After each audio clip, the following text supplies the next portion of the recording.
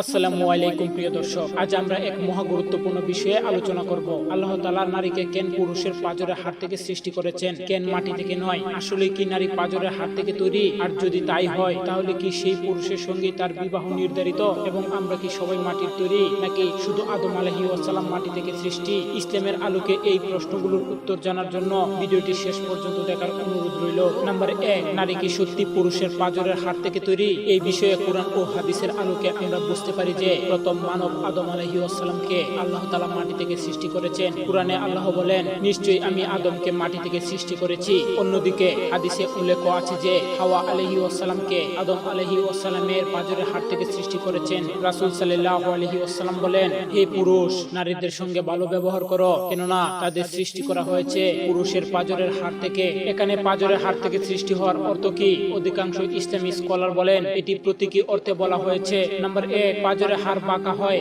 এবং এটি মানব দেহের গুরুত্বপূর্ণ অঙ্গগুলোর সুরক্ষা দেয়। 2, নারীর স্বভাব পুরুষের তুলনায় কোমল, সংবেদনশীল ও নমনীয়। 3, পাঁজরের হাড়ের মতো নারীও পরিবার ও সমাজের সুরক্ষায় গুরুত্বপূর্ণ ভূমিকা পালন করে। তবে কিছু স্কলার মনে করেন হাওয়া আলাইহিস সালামের সৃষ্টি আদম আলাইহিস সালামের দেহের অংশ থেকে হয়েছিল বাস্তবিকভাবে, কিন্তু সেটির প্রকৃত ধরন আল্লাহ ভালো জানেন। নাম্বার 2, নারীকে কেন মাটি থেকে সৃষ্টি করা হলো না? আল্লাহর ইচ্ছাই সৃষ্টির মূল কারণ। তিনি চাইলে নারীকে মাটি থেকে সৃষ্টি করতে পারতেন, কিন্তু তিনি নারী ও পুরুষের মধ্যে গভীর সম্পর্ক স্থাপন করার জন্য এমন পদ্ধতি বেছে নিয়েছেন বলে মনে করছেন স্কলাররা। নারী ও পুরুষের মধ্যে ভালোবাসা ও সম্পর্ক আরো দৃঢ় করার জন্যই এই সৃষ্টির পদ্ধতি নির্ধারণ করা হয়েছে। এটি বোঝায় যে নারী ও পুরুষ একে অপরের পরিপূরক। পরিবার ও সামাজিক জীবনের ভারসাম্য রক্ষা করার জন্য আল্লাহ বিশেষভাবে নারীকে পুরুষের দেহ থেকে সৃষ্টি করেছেন। আল্লাহ বলেন, তোমাদের মধ্যে পারস্পরিক ভালোবাসা ও দয়া সৃষ্টি করেছি। নাম্বার 3, নারীর সৃষ্টির সাথে কি তার বিবাহ নির্ধারিত হয়? অনেকে মনে করেন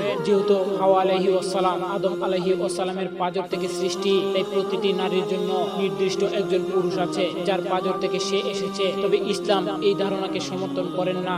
ইসলামে বিয়ে নির্ধারণ হয় তাকওয়া, উত্তম চরিত্র ও দ্বীনের ভিত্তিতে। রাসূল সাল্লাল্লাহু আলাইহি ওয়াসাল্লাম বলেন, নারীকে 4টি কারণে বিয়ে করা হয়: তার সম্পদ, বংশ, সৌন্দর্য ও দ্বীনদারি। তবে তুমি দ্বীনদারি নারীকে গ্রহণ করো। এখান থেকে বোঝা যায় বিয়ে নির্ধারিত হয় মানুষের কর্ম ও আল্লাহর কুদরতের ভিত্তিতে, শুধুমাত্র সৃষ্টির মাধ্যমে নয়। নাম্বার 4, আমরা সবাই কি মাটি থেকে সৃষ্টি? কুরআনে আল্লাহ স্পষ্টভাবে বলেন, তিনি মানুষকে সৃষ্টি করেছেন কাদা থেকে। তবে আদম আলাইহিস সালাম সরাসরি মাটি থেকে তৈরি হয়েছেন, আর তার বংশধরদেরকে সৃষ্টি করা হয়েছে শুক্রাণুর মাধ্যমে, যা মূলত মাটি থেকে আহরিত উপাদান দ্বারা গঠিত। আল্লাহ বলেন, আমি তোমাদের সৃষ্টি করেছি এক নির্দিষ্ট তরল পদার্থ থেকে। তাই বলা যায় প্রত্যক্ষভাবে নয়, কিন্তু পরোক্ষভাবে আমরা সবাই মাটি থেকে সৃষ্টি। প্রিয় দর্শক, ইসলাম আমাদের জ্ঞানের দ্বার খুলে দেয়। আল্লাহর সৃষ্টির রহস্য জানার মাধ্যমে আমরা তার মহিমা উপলব্ধি করতে পারি। আজ আমরা জানলাম নারী পাঁজরের হাড় থেকে সৃষ্টি হওয়ার অর্থ কি, কেন আল্লাহ নারীকে মাটি থেকে সৃষ্টি করেননি, এবং বিয়ে ও মানব সৃষ্টির প্রকৃত